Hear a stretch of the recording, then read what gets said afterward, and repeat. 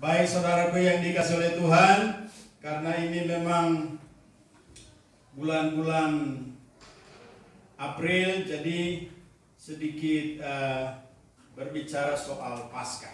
Tentunya Bapak Ibu Saudara bukan baru kali ini mendengarkan tentang Paskah. Tentunya Paskah sudah sering kali kita rayakan, sering kali kita mendengarkan, dan mungkin sudah berapa kali kita lewati. Jadi hari ini kita coba sedikit belajar daripada kebenaran firman Tuhan tentang Paskah. Ya, tentunya yang sudah belajar teologi sudah tahu itu tentang Paskah. Kalau kita perhatikan dalam Perjanjian Lama, kapan ada Paskah di Perjanjian Lama?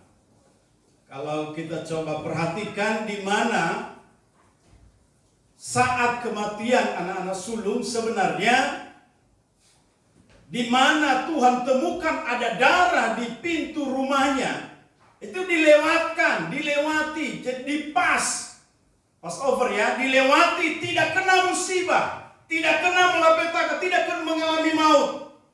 Jadi itu Paskah artinya bahwa dilewatkan Tuhan dari masalah, dilewatkan Tuhan dari maut. Itu di Perjanjian Lama. Ya, jadi tentunya ada makna Paskah di Perjanjian Lama. Khususnya saat kita di mana Tuhan menolong melewatkan orang-orang Israel, yang di mana Tuhan melihat ada darah di setiap pintu rumah mereka, artinya mereka dilewatkan, tidak mengalami maut. Tapi ketika tidak ada darah di atas pintu mereka, akan mati siapapun, anak raja sekalipun akan mengalami kematian.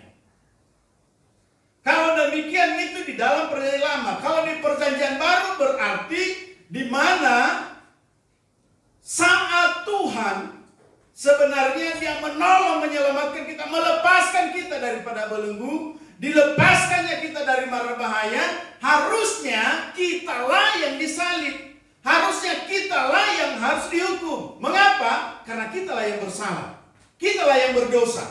Artinya kitalah yang layak untuk disalib, kita yang layak untuk dihukum. Tapi oleh karena kasih Tuhan, karena cinta Tuhan lebih besar daripada kesalahan kita, akhirnya Dia lupakan kesalahan kita, malah Dia lebih menampilkan kasih-Nya sehingga Dia rela mati bagi kita. Dia bilang, engkau tidak perlu disalib, engkau tidak perlu dihukum, biarkan akulah yang mengalaminya. Jadi artinya saudaraku yang dikasih oleh Tuhan, Yesus rela ganti kita, Yesus rela mau menjadi korban bagi kita supaya kita yang harus dihukum, yang harusnya dipersalahkan, tidak jadi dihukum. Jadi ini memang sesuatu yang luar biasa. Harusnya kita lah yang mengalami itu. Harusnya dia yang tidak berdosa tidak perlu dipukul, tidak perlu dihina, dan tidak perlu dicaci maki. Tapi Dia rela untuk mengalami itu semua supaya kita yang layak sebenarnya untuk disalib tidak jadi disalib, tidak jadi dihukum. Akhirnya Dialah yang menjadi korban. Dia ganti kita supaya kita jangan lagi atau tidak mengalami kematian, tapi supaya kita mengalami hidup. Sehingga kalau kita coba perhatikan saudaraku yang dikasih oleh Tuhan, ketika Yesus mati, artinya kehidupan bagi kita, dan dikatakan dalam Alkitab pada hari yang keberapa Dia bangkit. Ya, ini yang sering kali udah terpola dalam pikiran kita. Yesus bangkit pada hari ketiga. Tapi tidak. Yesus tidak bangkit pada hari ketiga. Yesus bangkit pada hari pertama. Mari kita buka kitab Injil Yohanes.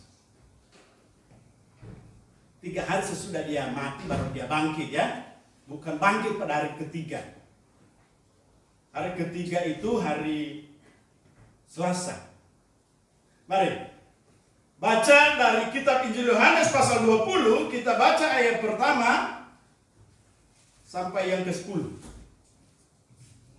Saya bacakan ayat pertama, Bapak Ibu ayat kedua, dan bersama-sama nanti di ayatnya yang ke-10. Ini tentang kebangkitan Yesus. Demikian kebenaran firman Tuhan pada hari pertama minggu itu. Sekali lagi, pada hari pertama minggu itu, pagi-pagi benar ketika hari masih gelap, pergilah Maria Magdalena ke kubur itu dan ia melihat bahwa batu telah diambil dari kubur. Bapak Ibu?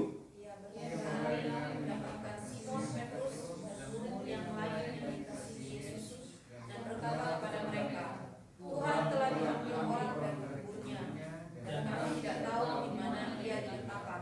Yang ketiga, maka berangkatlah Petrus dan murid yang lain itu ke kubur. Keduanya berlari bersama-sama, tetapi murid yang lain berlari lebih cepat daripada Petrus, sehingga tidak jauh sampai ke kubur. Ia menjenguk ke dalam dan melihat kain kapan terletak di tanah, akan tetapi ia tidak masuk ke dalam. Nah, maka datanglah Simon Petrus yang bersama dia dan masuk ke dalam kubur itu. Ia melihat kain kapan terletak di tanah. jus dan kain peluh yang tadinya ada di kepala Yesus tidak terletak di dekat kain kapan itu, tetapi agak di samping di tempat yang lain dan sudah tergulung.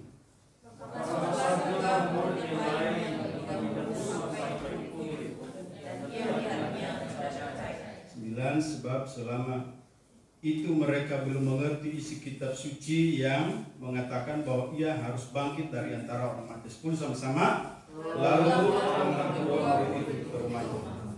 Jadi saudaraku yang dikasih oleh Tuhan, Yesus mati pada hari Jumat, betul ya? Pada hari Jumat dan 3 hari kemudian baru dia bangkit, betul ya? Jumat, Sabtu, Minggu. Kalau demikian, dia bangkit pada hari yang pertama. Bukan pada hari yang ketiga. Hari yang pertama itu hari Minggu. Hari kedua itu Senin, Selasa dan sampai berikutnya. Jadi ayat ini katakan Yesus bangkit pada hari pertama minggu itu. Jadi di sini ada perubahan. Perubahan apa, saudaraku? Kalau kita coba perhatikan, biasanya hari Sabat orang Yahudi dulu itu hari Sabtu. Bukan Minggu, hari Sabtu. Tetapi ketika Yesus bangkit pada hari pertama minggu itu, berubah total. Tidak lagi kepada Sabatnya. Termasuk kita sampai sekarang ini. Jadi berubahlah hari minggu itu menjadi hari Sabat, hari pertama. Itulah yang hari minggu yang kita rayakan sekarang. Mengapa? Karena hari minggu adalah hari kemenangan. Itulah sebabnya mengapa kita ibadah hari minggu. Jadi mereka yang ibadah hari Jumat, anggaplah mereka, bagi mereka Yesus sudah mati. Karena mati pada hari Jumat, jadi mereka ibadah. Jadi bagi mereka Yesus sudah mati, gak hidup. Untuk itu mereka harus pakai mikrofon atau mixer supaya didengar. Jadi harus dipakai itu. Kalau yang ibadah hari Sabtu, bagi mereka Yesus belum bangkit. Yesus dalam kubur.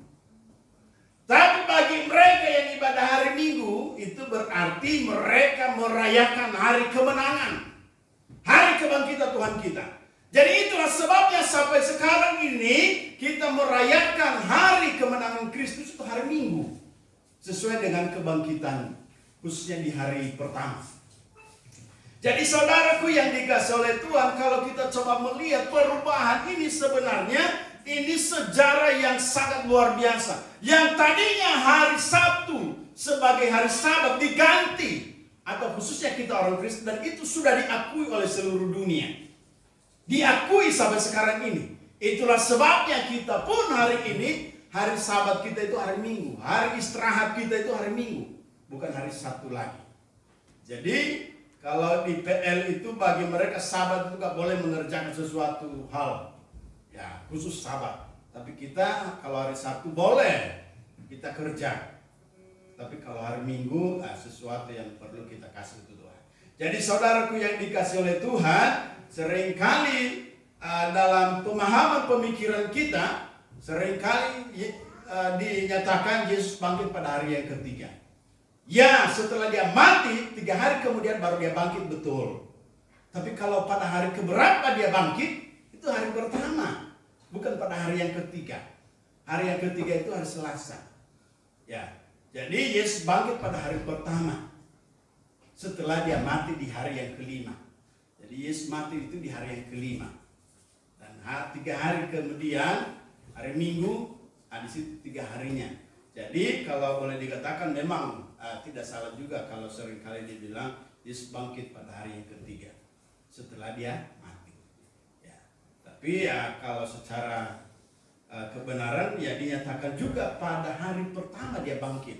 Itulah sebabnya banyak perempuan-perempuan yang pergi ke kubur. Sebenarnya pergi ke kubur itu bukan bukan melihat atau menyaksikan Yesus bangkit, bukan.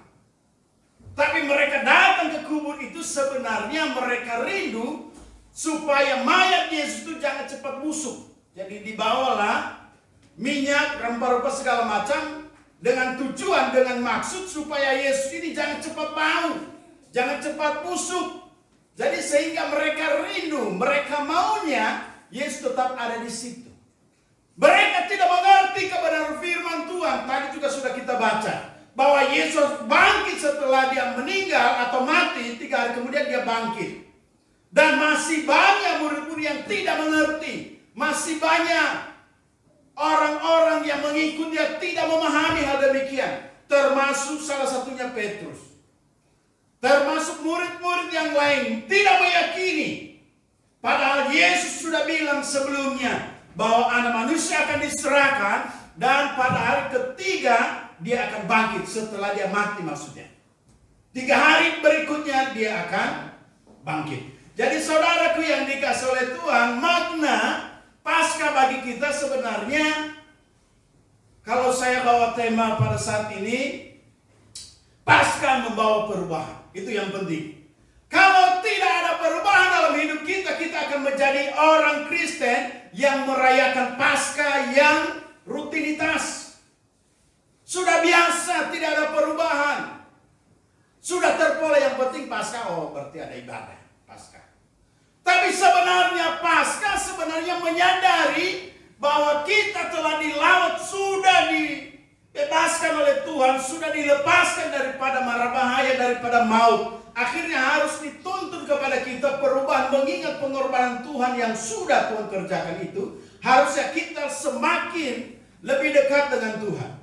Kalau kita coba perhatikan, makna yang pertama adalah ketakutan diubah menjadi keberanian. Sebelum Yesus bangkit, Petrus itu tidak berani tampil untuk berkhotbah. Tapi setelah Yesus bangkit, dia berani berkhotbah. Itulah sebabnya kalau kita pelajari nanti di kitab Kisah Para Rasul, di situ jelas yang lebih banyak menguasai Kisah Para Rasul itu Petrus di awalnya, separuh, dan berikutnya nanti separuhnya adalah Paulus. Jadi artinya bahwa perubahan yang dialami oleh Petrus adalah keberanian menyampaikan kebenaran. Yang tadinya menjadi penakut, yang tadinya tidak mengerti maksud Allah, tidak mengerti maksud ilahi dalam hidupnya, sekalipun dia sudah menerima nubuatan sebelumnya. Tapi selama Yesus belum bangkit, itu tidak akan merubah hidupnya. Tapi justru kebangkitan Yesus itulah yang merubah hidupnya. Akhirnya dia berani tampil menyatakan kebenaran. Kalau demikian kita sebagai orang-orang Kristen harus lebih berani menyatakan kebenaran. Yang tadinya kita malu, yang tadinya mungkin takut, tapi dengan kebangkitan Yesus membuat kita akan berubah lebih baik. Lebih berani untuk menyatakan kebenaran. Lebih berani lagi tampil, membuktikan, menyaksikan bahwa Yesus adalah Tuhan. Yesus adalah Juru Selamat. Ya. Kalau kita mengikuti media sosial, seringkali bukan juga sakit hati ketika mereka anggaplah menghina Yesus. Seringkali menganggap Yesus manusia biasa, karena mereka tidak mengerti maksud ilahi di balik itu semua. Jadi saya percaya kita tidak pernah ragu untuk mengaku Yesus sebagai Tuhan dan Juru Selamat kita, karena dia sudah melewati kita, karena dia sudah menolong kita. Yang tadinya sebenarnya kitalah yang harus disiksa, kitalah yang harus disalib, tapi oleh karena cintanya lebih besar daripada kesalahan kita, akhirnya dia lupakan kekurangan kita, dia lupakan kesalahan kita, tapi dia tampilkan kasih-Nya supaya setiap kita yang mati menjadi hidup. Supaya kita yang lemah dikuatkan. Kalau Alkitab kata supaya kita yang miskin diubah menjadi kaya. Seringkali kaya yang dimaksud bukan soal keuangan, bukan soal harta. Tapi kaya yang dimaksud adalah kaya sukacita, kaya damai sejahtera. Nah, ini yang sebenarnya mungkin dunia tidak bisa melihat, menyaksikan demikian. Tapi firman Tuhan katakan, sukacita damai sejahtera yang kutinggalkan bagimu tidak seperti sukacita dunia. Ini sukacita yang membawa kita kepada kekekalan. Jadi saudaraku yang dikasihi oleh Tuhan, kebangkitan Yesus membawa perubahan kepada rasul, khususnya Petrus, dan khususnya juga bagi kita. Ini harus membawa perubahan dalam hidup kita. Yesus bangkit artinya ada yang perlu kita baharui, ada yang perlu kita berubah ke arah yang lebih baik. Yang tadinya penakut, yang tadinya mungkin khawatir, tapi diberikan keberanian. Akhirnya kita orang-orang yang sudah mengalami makna khususnya kita atau pasca ini tidak lagi hidup dalam kekhawatiran, tidak lagi hidup dalam ketakutan, tapi kita hidup dalam keberanian oleh karena kebenaran firman Tuhan. Kalau berani tidak berdasarkan kebenaran itu gak bagus, tapi kalau berani oleh karena kebenaran firman Tuhan itu yang bagus. Jadi saudaraku yang dikasihi oleh Tuhan, kalau demikian pasca mengubah ketidakberanian menjadi berani, artinya bahwa ada sesuatu yang perlu kita ambil hikmatnya. Saya harus berani menyatakan kebenaran. Saya harus berani menyampaikan Injil Kristus. Banyak orang di luar sana yang membutuhkan. Yang berikutnya, kebangkitan Kristus sebenarnya tiap hari kita harus merayakan kemenangan. Kalau demikian, setiap kali kita beribadah di hari Minggu, sebenarnya kita harus merayakan kemenangan. Itulah sebabnya diharapkan di gereja itu bukan kita tampilkan segala kekurangan kita, segala masalah-masalah kita. Harus merayakan kemenangan. Kalau demikian di ibadah itu diharapkan semua kita sukacita. Karena kita menyadari Yesus telah bangkit, Yesus telah menang. Kita pun harus ikut senang. Kita pun harus ikut menang oleh karena kebangkitan Kristus. Jadi saudaraku yang dikasihi oleh Tuhan, kebangkitan Yesus membawa kita menyadari bahwa hidup kita harus hidup dalam kemenangan. Kemenangan oleh karena Dia telah bangkit. Dia telah mengalahkan maut. Dia telah mengalahkan segala hal, sakit, penyakit. Dia sudah lewati semua. Sehingga kita hanya merayakan kemenangan demi kemenangan. Karena kita tahu Tuhan ada bersama dengan kita. Saudaraku yang ketiga, tadi yang pertama merubah ketidakberanian menjadi berani. Merubah kekhawatiran menjadi kebenaran yang luar biasa. Dan pasca juga membawa kita harus mengalami merasakan kemenangan setiap kali kita beribadah. Khususnya di hari Minggu. Jadi itulah sebabnya siapapun kita harus merayakan dengan sukacita hari kemenangan Kristus. Jadi kita beribadah bukan hari Sabtu tetapi hari Minggu karena disitulah hari kemenangan atau kebangkitan Tuhan kita. Ya, jadi segala macam kekurangan kita Yesus telah tanggung sehingga kita hanya merasakan kemenangan. Tuhan tidak kehendaki kita mengalami itu semua. Jadi sebenarnya apa yang kita mau balaskan? Kalau kita renungkan dalam hidup kita, sedikit pun tidak bisa kita balaskan kebaikan Tuhan. Terlalu banyak yang kita alami dari Tuhan. Terlalu banyak pengorbanan Tuhan bagi kita. Kitanya yang tidak mau berkorban bagi Tuhan. Tuhan terlalu banyak berkorban bagi kita. Tapi kitanya kita tidak berkorban bagi Tuhan. Kasih Tuhan telah curahkan bagi setiap kita. Tapi kita yang tidak mengasihi Tuhan dengan sungguh-sungguh. Artinya Tuhan rindukan kita melalui momen pasca kemenangan ini. Kita pun harus lebih cinta Tuhan lebih sungguh. Harus mengutamakan Tuhan lebih dari apapun. Mengapa? Karena Dia rindu setiap kita hidup dalam kemenangan. Dia tidak kehendaki kita hidup dalam kekhawatiran, hidup dalam ketakutan. Dia tidak kehendaki. Sekalipun ada banyak orang yang merayakan Paskah dengan maksud dan tujuan lain. Ada orang yang merayakan Paskah karena mereka benci, karena mereka hidup dalam penganiayaan. Ya, kalau kita coba pelajari sebelumnya, sebelum Yesus mengalami kematian, sebenarnya ada beberapa ahli Farisi atau ahli-ahli Taurat atau Imam Kayafas termasuk untuk bersepakat untuk membunuh Yesus. Sementara sebentar lagi akan merayakan Paskah atau hari roti tidak beragi. Kalau nanti kita coba pelajari di kitab Injil Matius juga di situ ada ya. Jadi saudaraku yang dikasih oleh Tuhan, sebenarnya Tuhan kehendaki kita merayakan Paskah dengan cinta kasih Tuhan. Merayakan Paskah dengan cinta kasih. Ada kasih di dalamnya. Ya. Ada satu kerinduan di mana kita menyadari, merasa bersyukur oleh karena Tuhan telah melawat kita, melewatkan kita dari berbagai hal yang membawa kita tidak mengalami sukacita. Tapi Tuhan rindu kita supaya kita hidup dalam kemenangan di Paskah ini.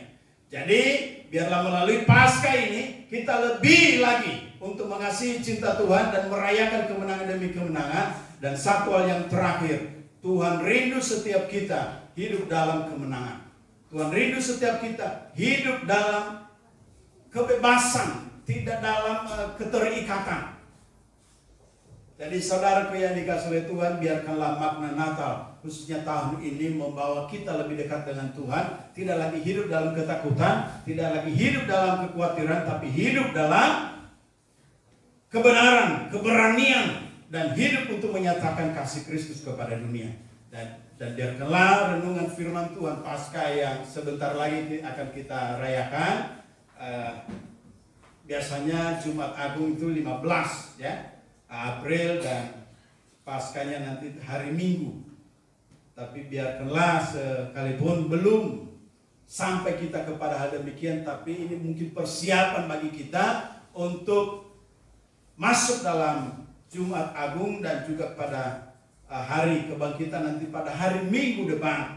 Jadi saudaraku, biarkanlah makna Paskah tetap menjadi pedoman dalam hidup kita. Makna Paskah kita aplikasikan dalam hidup kita. Jadi Paskah tidak lagi hidup dalam kekhawatiran, dalam ketakutan, tapi hidup dalam kebebasan, hidup dalam kebenaran, sehingga kita tidak diikat oleh ikatan-ikatan dunia, tapi kita hidup dalam takut akan Tuhan. Demikian kebenaran firman Tuhan, saudaraku yang dikasihi oleh Tuhan. Kiranya kebenaran ini menjadi berkat bagi kita dan kita berdoa. Terima kasih Tuhan yang baik, Allah yang hidup. Kami telah mendengarkan Engkau berkata-kata dan banyak hal yang perlu